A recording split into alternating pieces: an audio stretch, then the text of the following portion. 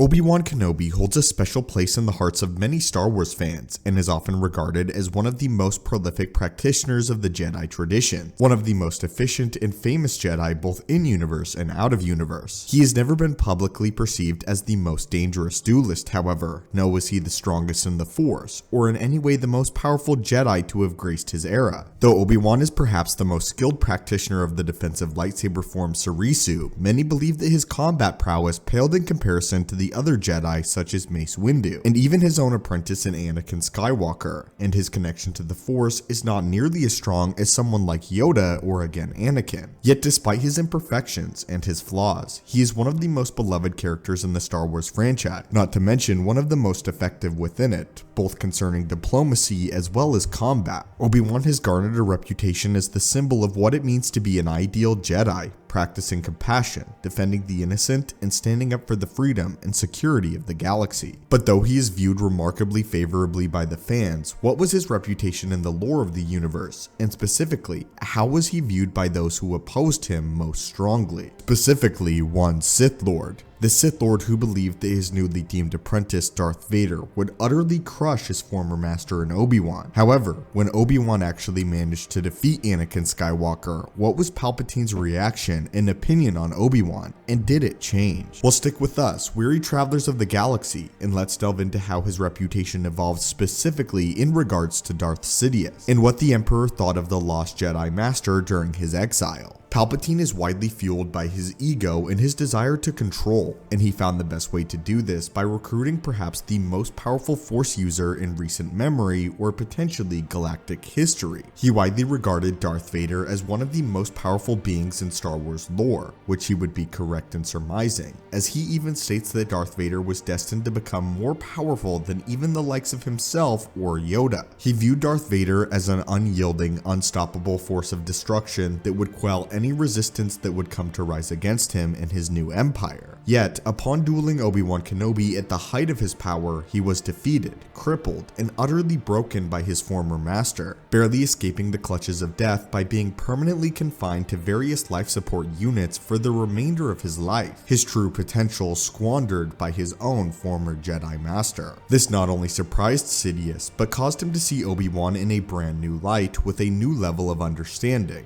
Not respect, but understanding. During the duration of the Clone Wars, Obi-Wan was regarded as a powerful and skilled Jedi, but was not seen as anything particularly special among the members of the Council, and Palpatine, still wearing the guise of Chancellor, saw this iteration of Obi-Wan as particularly average among Force wielders. Exceptional at the time for a Jedi, but according to the Force wielders that Sidious had seen, Obi-Wan was plainly average. This was not helped by the fact that Palpatine was widely in the dark regarding some of Obi-Wan's most incredible accomplishments throughout the duration of the Clone Wars conflict. For instance, he knew that Obi-Wan had escaped his encounter with Darth Maul and Savage Opress during the Clone Wars, but what he did not know is that he had single-handedly faced them both in combat and had come out on top, even going so far as to sever Savage's arm in the process. In essence, Obi-Wan spent most of his time in the Clone Wars going unnoticed by Palpatine in terms of his growing power, and while Palpatine recognized his skill, he was not largely impressed by Obi-Wan at any point. Not to mention, Dooku's comments about Obi-Wan were less than flattering at times, even telling Palpatine that he was disappointed in the performance of Obi-Wan Kenobi, especially since Dooku was the one that trained his own master in Qui-Gon Jinn. Obi-Wan's defeat of a newly awakened Darth Vader, however, served as Palpatine's wake-up call, finally causing him to realize that not only was he dealing with the master of the Jedi practices, but one of the greatest duelists of his era. This was a severely shocking moment for Palpatine, as he had viewed Obi-Wan as anything but a threat, believing that he was a simple obstacle, and that he would be more of an emotional obstacle for Anakin than a physical one in the heat of combat. The primary factor that allowed Obi-Wan to remain unnoticed by Palpatine was the fact that he opted to master defense and avoid conflict at all costs, allowing him to fly under the radar and letting Palpatine remain more concerned with the likes of Yoda or Mace Windu in terms of threats. Obi-Wan carried with him a particular aversion to violence, even earning himself the title of the Negotiator throughout the Clone Wars as a direct result of his ability to use diplomacy and peace to his advantage. But even though he did not like to fight, that did not mean that he didn't utterly excel at it.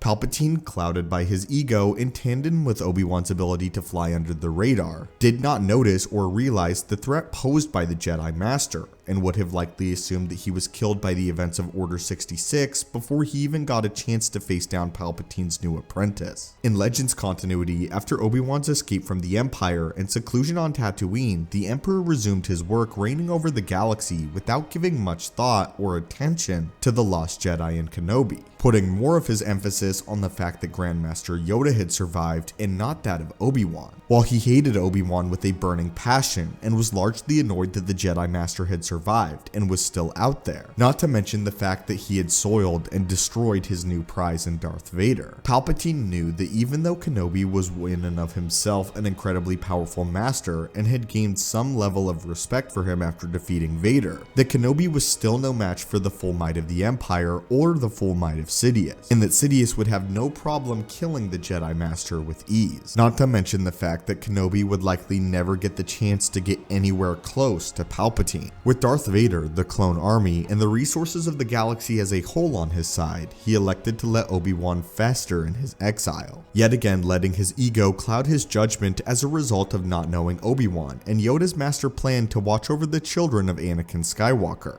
until the fateful day that they would be called to defend the galaxy. This would not stop Palpatine from guessing as to exactly how Obi-Wan managed to defeat his prized new apprentice though, with Palpatine coming to the conclusion that Anakin was overly emotional, believing once that this was one of Vader's greatest strengths. However, he believed that his pure emotion had completely clouded his judgment in this moment, and that Obi-Wan, along with large amounts of luck, simply knew who he was fighting, as he was the individual that had trained him from a very young boy. Palpatine basically came to the assumption that all of the factors during the battle went in Obi-Wan Kenobi's favor and against Anakin, and that the Jedi Master was simply lucky. Upon hearing of Obi-Wan's eventual downfall aboard the Death Star at the hands of Darth Vader, Palpatine was pleased to know that one of the two most prolific Jedi Masters to survive, though Obi-Wan would go on to show that he had one more cunning trick up his sleeve, having developed a connection strong enough with the Force that he was able to manifest himself as a Force ghost. He was able to not only continue to train Luke Skywalker, but he was able to insult and taunt the Emperor with the immortality that Palpatine had so long sought to achieve. Palpatine's quest to conquer death has been a driving factor behind most of his most selfish acts, and Obi-Wan's ability to master the forces of life and death in the very same way that Palpatine had always dreamed of doing utterly enraged the Sith Lord.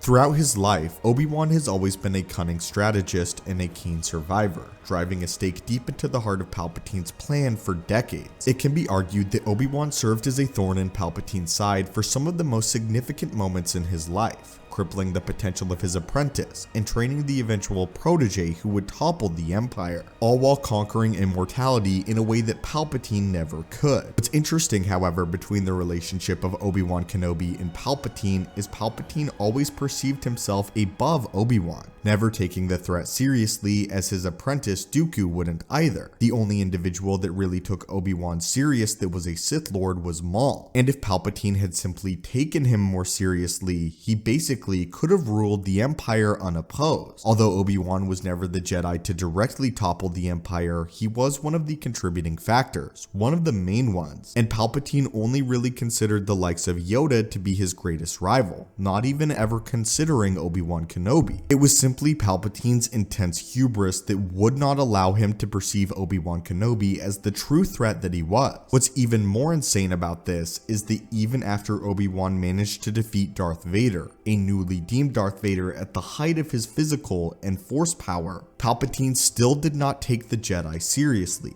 believing that he skirted by purely by luck. However, this was not at all the case, as although Obi-Wan was not as flashy as other Jedi Masters and therefore drew less attention overall, he was not deemed as dangerous. As a big fan of basketball, I'd like to draw a brief analogy. Tim Duncan is one of the greatest basketball players of all times, creating an unrivaled dynasty with the Spurs. However, he doesn't get anywhere near the attention of a more flashy player such as Kobe or Michael Jordan that are near the same skill level, despite having similar acclaims. I'm obviously not saying Tim Duncan is better than either of those two or vice versa, but again, he's not as acclaimed as those other two players. Why is this? Because Tim Duncan is Mr. Fundamental. He's not a particularly flashy player. However, However, he does get the job done, and Obi-Wan Kenobi is the Tim Duncan of the Star Wars universe. A legitimate massive threat, an all-star, and a legend, but not a player that was particularly flashy. Anyway, my friends, what are your thoughts on this? What are your thoughts on how Obi-Wan was perceived by the Empire and Palpatine following Revenge of the Sith, and following Obi-Wan defeating Palpatine's new apprentice? As always, my friends, thank you guys so much for watching the channel. Hopefully I'll catch you in the next one, and may the Force be with you.